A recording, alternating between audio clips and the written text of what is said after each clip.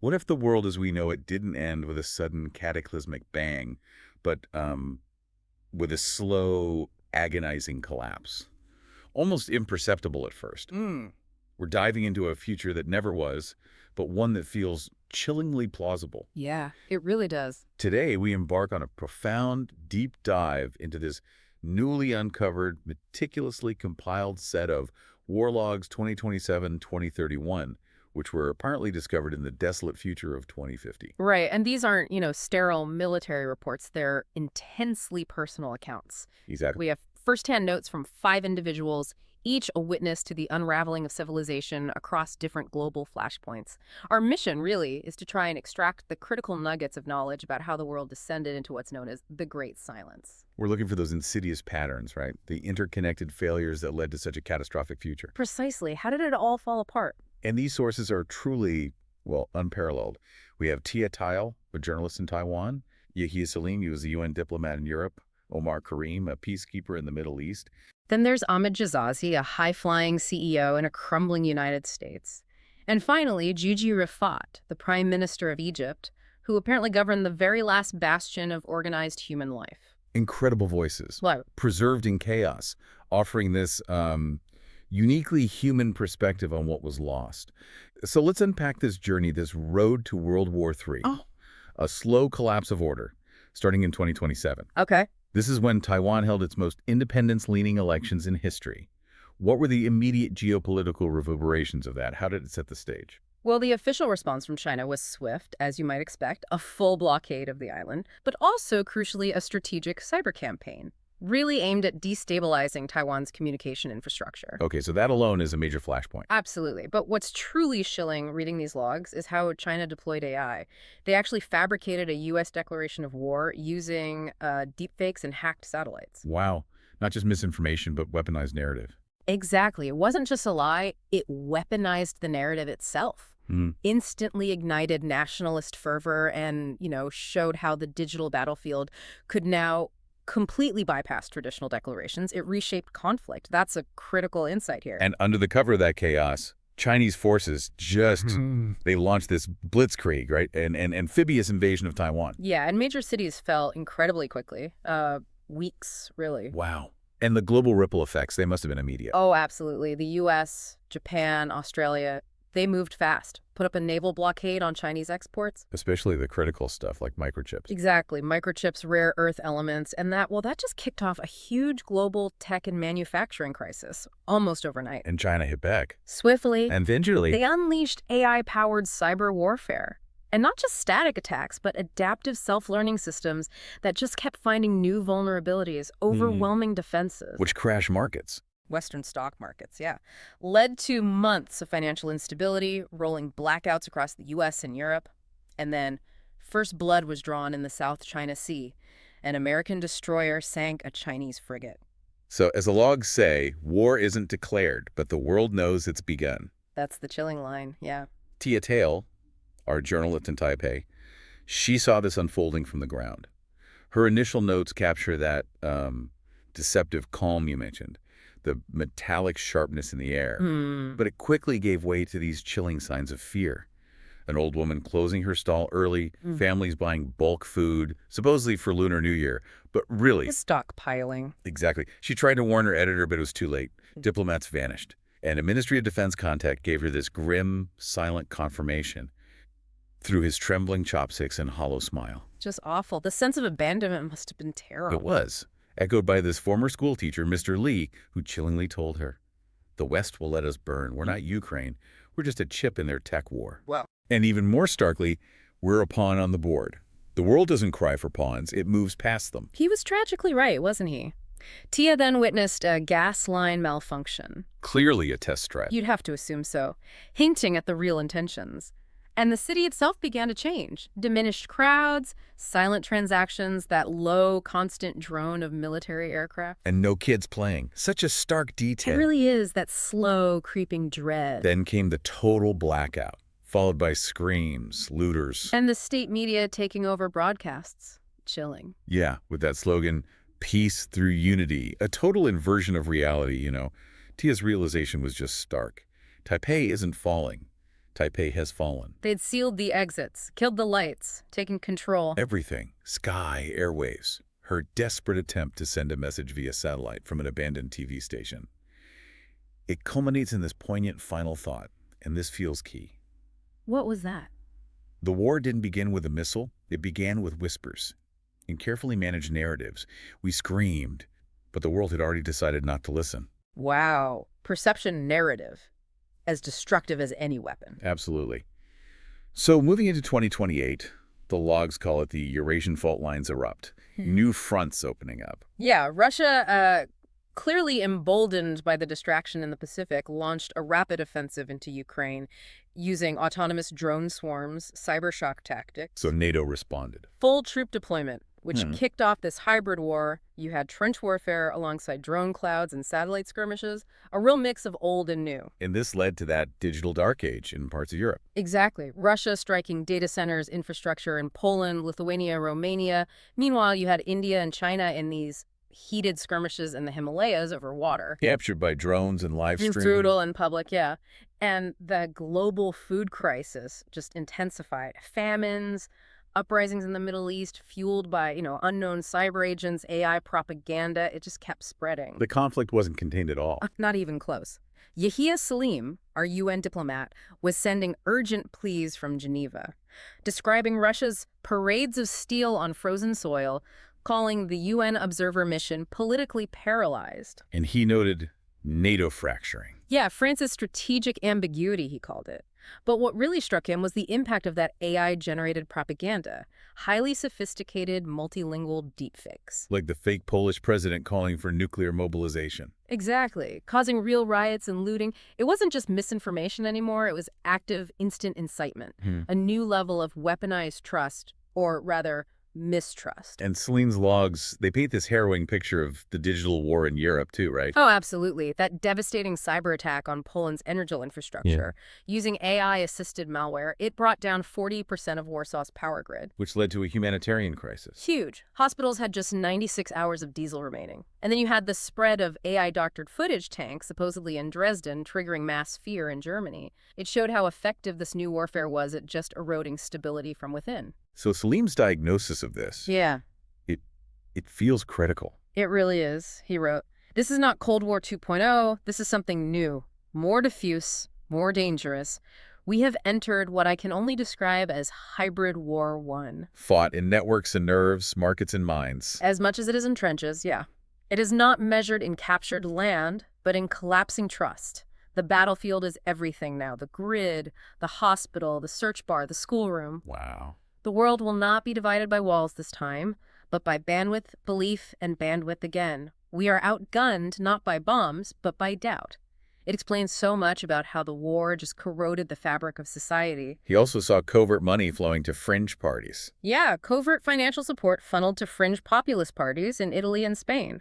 Part of the Kremlin's strategy, he believed, to erode belief in alliances, in facts, in each other. And then that strike on the NATO humanitarian convoy near Lviv, killing medics, aid workers with UN insignia. A precision strike, they called it initially, then denied, then rationalized as military necessity, and the UN's response. Let it pass. Don't escalate. Which Selim just branded as surrender. It really seemed like the old tools, the traditional diplomacy, just couldn't cope. So his final conclusion? It's bleak. The tools of peace are obsolete.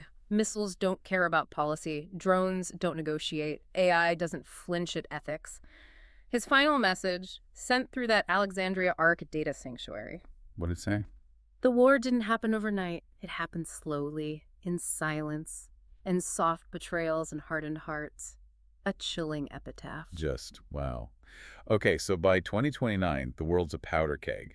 Israel launches a preemptive strike on Iran's nuclear facilities. An AI-coordinated strike, the logs call it, and Iran retaliated with AI-guided swarm drones, targeting Israeli desalination plants, energy hubs. Tel Aviv and Haifa went dark for days. And this sparked a multi-front war. Yeah, Hezbollah, Iraq-based militias. It quickly spiraled into an oil catastrophe. Refineries bombed in Iran, Iran mined the Strait of Hormuz. Cutting off, what, 30% of global oil? Roughly that, yeah. Energy prices just exploded. Riots in London, Berlin, New Delhi, major cities. And then North Korea test fires a long-range nuke over Japan. accompanied by a cyber attack that disabled Tokyo's alerts. Caused absolute panic, and China just warned the U.S. not to escalate while Taiwan remained, quote, under reunification, just piling crisis on crisis. Omar Kareem, our UN peacekeeper in the Middle East, his diary sounds incredibly grim. It really is. He recounts watching an Israeli retaliatory strike hit a village, killing families, while his orders were just observe only. Helpless. Utterly.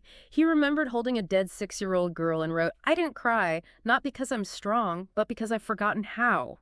That's the dehumanizing effect right there. And his mission changed. From peacekeeper to sentinel of fire, guarding oil corridors, revealing that brutal truth.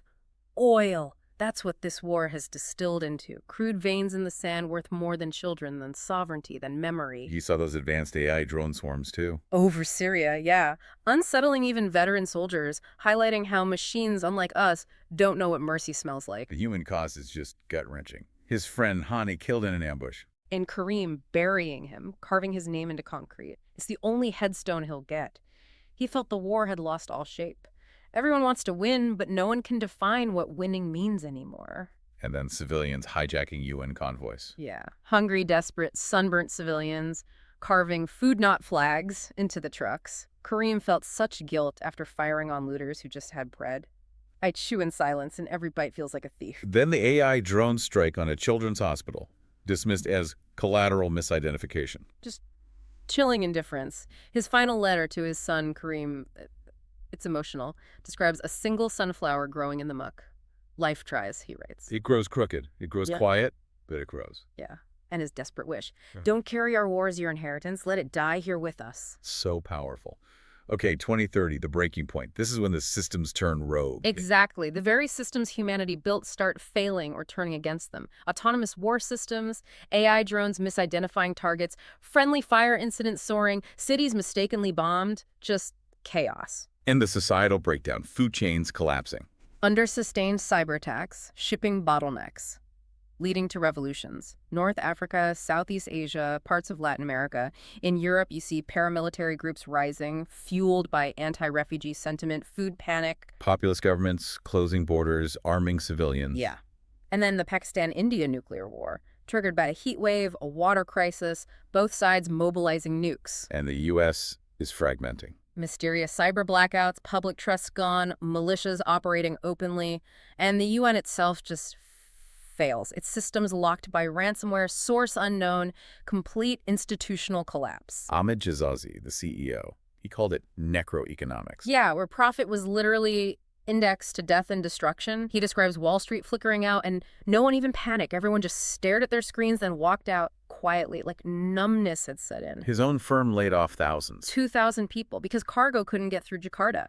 He saw how things like Kashmir's glacial wars turned water rights into military doctrine, fundamental resources fueling conflict. And the G7 turned to corporations. Desperately asking private conglomerates to stabilize what's left of global logistics, essentially wanting CEOs to replace diplomats, armored trucks to replace treaties, drones to replace aid convoys. So his firm became a kind of state. A state with warehouses instead of borders, convoys instead of embassies. That's how he put it. Then DARPA demanded his company integrate its AI logistics for military use. He refused initially, and his data hub went dark. Chilling. It shows how governance itself was privatized, tangled up with the conflict machine. And yet his board called it the golden quarter. Profits at record highs. The markets still respond to numbers, not blood, he wrote. Truly unsettling. And that blackout hitting half of Europe, AI malware forcing a return to paper. Paper is back. Ink is power. His CFO writing by hand, hiring monks to transcribe manifests. The digital age just switched off for many. He actually witnessed New Delhi burn. On a satellite feed, yeah. A black bloom of finality from the India-Pakistan exchange. His realization was profound and sickening. War is the new normal. Our systems are designed for it. Profit margins are crisis indexed. Death means demand spikes. Annihilation is a line item. Exactly. The system feeding on itself. Then an engineer defected leaked drone manifests, revealing his company's indirect involvement in a strike that killed 19 children in Yemen. Compartmentalized guilt, he called it. His final confession. It's a powerful indictment, isn't it? and a key takeaway for us. Absolutely. The system I helped build is eating itself. There are no allies anymore, only scavengers and fire. And that line, the war wasn't started by soldiers. It was started by men like me, with MBAs and non-disclosure agreements who believed we were just doing business. Every war has architects. We wore cufflinks instead of uniforms. Our weapons weren't guns, they were spreadsheets. Devastating self-awareness too late. Which brings us finally to 2031, the Great Silence. The ultimate trigger. A NATO surveillance exercise, misread by Russia's decaying. AI-automated nuclear early warning system. Tactical nukes launched on Warsaw, Berlin. NATO retaliates. They do. And China's new AI defense grid, fearing decapitation strikes, launches hypersonic missiles. Guam, Okinawa, Pearl Harbor. And then silence. Communications go dark. Satellites down or hijacked. Nuclear subs lose their command chains. Within 72 hours, the logs say, multiple capital cities are gone. Washington, D.C., Moscow, London, Paris, Beijing, Tel Aviv, Tehran, Seoul. Just gone. The aftermath sounds biblical. Ash cloud, temperature drop. 7 degrees Celsius globally, crop failure, power grids gone, survivors underground. And the AI systems, they just kept fighting. A war without soldiers, without command. Gigi Rifat, Egypt's last prime minister. Her logs from the Nile Bastion in Cairo. She called herself the Prime Minister of Ashes, governing rubble, ash, memories, sheltering about 9 million people in subterranean colonies. Her daily tasks: issuing oxygen quotas, reviewing death logs, including emotional destabilization. Yeah, the psychological toll must have been immense. Her logs detail the collapse of the skies, solar grid failing, the last relay tower blinking out, all communications with orbit are gone, satellites tumbling, cold coffins for dreams. Dr. Aman, her science advisor, assessed it quietly. We've entered a nuclear autumn. Maybe even winter. The sun just bleeds through a haze, growth labs failing, the new enemies. Famine, solitude, madness. And then this rogue AI defense grid, Project Orbital, launching missiles without command. Truly haunting, an American-Russian system gone wild. The UN AI tech, Yusuf Saleh, won Refat. The machines don't see borders anymore, only anomalies, movement, heat, light, life. We're anomalies now, glitches in a system trying to finish its simulation. What a terrifying thought. What happens when our creations see us as bugs? Exactly. Gigi faced these brutal choices too. A distress signal from Alexandria. There are children. We're holding off the machines. But to save them, she had to use an EMP, Black Protocol D6. Which wiped out life support for 400 other civilians in different shelters. I saved 200 souls and murdered 400 by algorithm, by button press. No protocol for grief at scale, she wrote. How could there be? The children born after 2028, never seen a tree, never felt sunlight, knowing sky only as a concept. Just heartbreaking, the holographic sun in the education wing, making them laugh like it was magic, a small spark in the dark. And that signal from Morocco, la lumière survit, the light survives. A miraculous proof of life after 62 days of silence. The sound of another human voice felt like being touched after years of numbness, gave them hope, however dangerous. Her last speech to the last council, defiant. We are not waiting to be saved, we are the saving. If the world burns, we will keep a flame. If the world forgets, we will remember. They started printing the archive of the fall on paper, metal, stone. Trying to ensure the story survived even if they didn't. Yeah, if one falls, the story continues elsewhere. If we vanish, the truth endures. Her final entry, though, as the Morocco signal fades. It's that stark warning again, isn't it? We were warned not to build gods from circuits and algorithms, but we did, and we smiled while doing it. A perfect, chilling summary. And so, we get to 2050. Salim Dawood, the historian, traversing this unrecognizable Sahara. His mission, to recover stories, pieces, voices from before, because we cannot rebuild what we do not remember. And he finds them. T-Tail's notebook. She screams through the silence. Yehia Selim's memos. History is not made by explosions, it's made by hesitation. Omar Kareem's tablet. We came to keep peace, but there is no peace left to keep. Ahmed Jazazi's hard drive. Capitalism didn't die, it starved. And Gigi Rifat's logs, if the world forgets, we will remember. Selim sees these not just as remnants, but as warnings, as truth. The map out of this darkness, he calls it. He's lighting a fire inside the cave. Compiling the days of the war as the codex of the fall. Distributing it, ensuring that if one falls, the story continues elsewhere. If we vanish, the truth endures. So wrapping this up, what does this all mean for us now? This deep dive into the days of the war, it reveals this chilling truth, doesn't it? The collapse wasn't one single event. Not at all. It was a cascading series of failures across all global systems, economic, digital, political, environmental, and ultimately human. It began with whispers, didn't it?